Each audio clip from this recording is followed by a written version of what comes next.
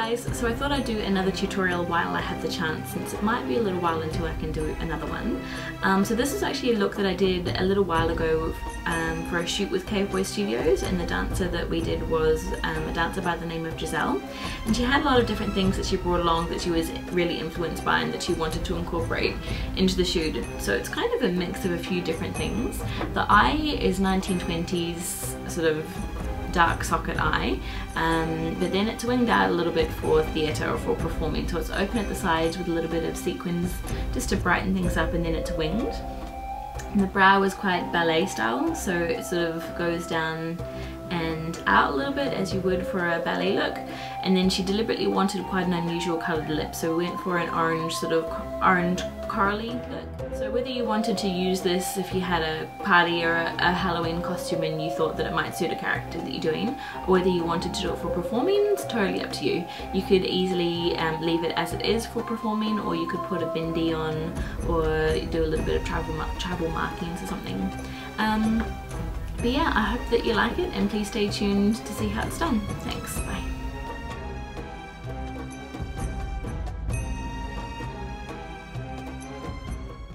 So to start with, I'm just priming my eye, and the primer that I'm using is Too Faced Shadow Insurance, and I'm just putting this all over my lid.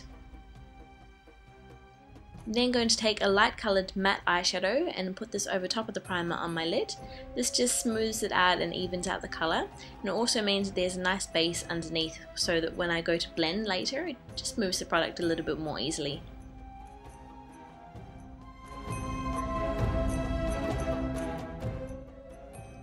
After that, I'm going in with a MAC shade stick, and this one is in Shark Skin.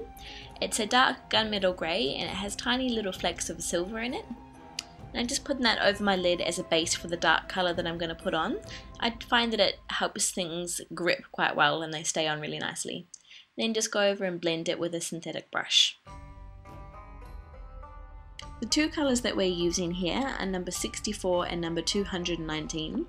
Rather than just going for a straight black, we just wanted to mix it up a little bit and add a bit of interest. So the black that we're using actually has gold flecks in it, and then over top of that we're mixing it with the antique green, which is a little bit shimmery, just so that it's not a straight flat black. Now this bit works best if you are looking straight ahead at a mirror. Once you've applied the rest of the colour to your lid, just look at where your mobile lid is when your eye is open, and try and draw it in just above, just so that you can see the dark colour when your eye is open as well as when it's closed.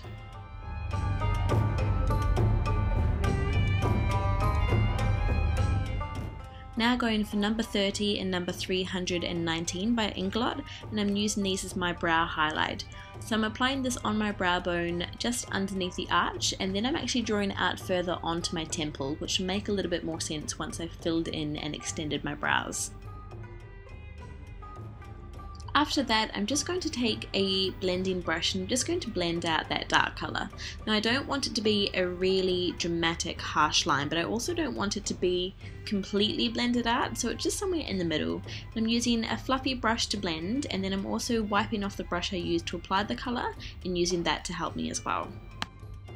To apply the glitter, I'm using Liquid Sugar by Kandy, and I'm using two different glitters.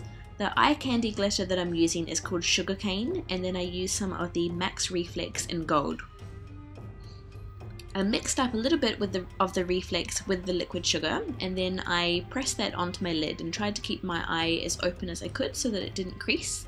And then while the liquid sugar was on my lid and still wet, I went back in and pressed in some of the Sugarcane, which is a sort of antique gold colour in quite big particles. And then over the top of that I went back in with the antique gold reflex.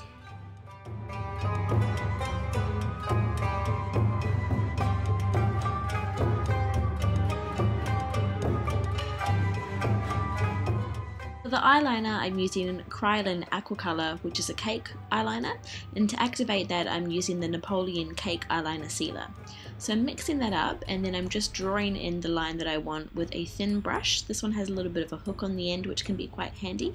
And then I'm drawing that along my lash line and then extending it out quite far at the side.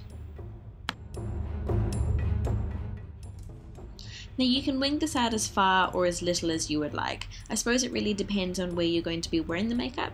If you were using this for performing, maybe take into consideration where your audience is going to be. If you're in a close and intimate setting, then you probably wouldn't need to exaggerate it as much as if you were on a large auditorium or in a stage and your audience was quite far away. Then do the same thing on the lower lash line. I'm leaving about 2 millimeters in between the wing on the top lash line and the lower one. This is quite theatrical, it just opens up the eyes a bit more. Then using the same brush that I used and applying a little bit more of the colour that I used on the lid on my lower lash line.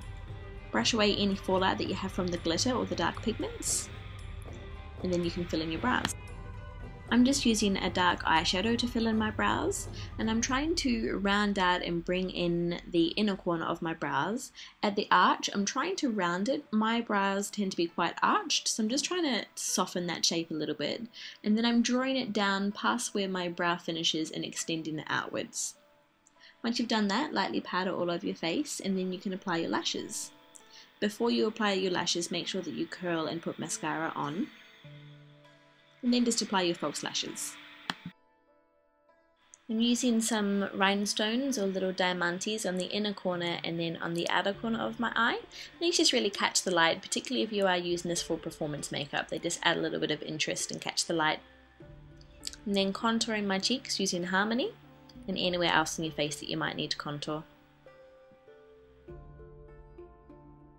The blush colour really depends on where you're going to be wearing this makeup. If you're performing, you might want to do it a darker or brighter red or pink. If you're just wearing it to a party, just use your normal blusher. And then I'm using the highlight from Inglot, and this one is number 83. I'm using that on my cheekbones and down the centre of my nose, a little bit above my lip and on my chin and my forehead.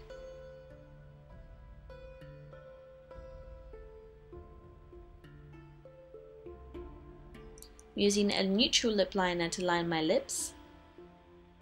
Just fill them in a little bit once you've lined them. And then I'm using a mix of a couple of different lip tars to get a nice sort of peachy coral look. And that's the whole thing. I hope you liked it. Please feel free to rate it and comment and subscribe. Thank you. Bye.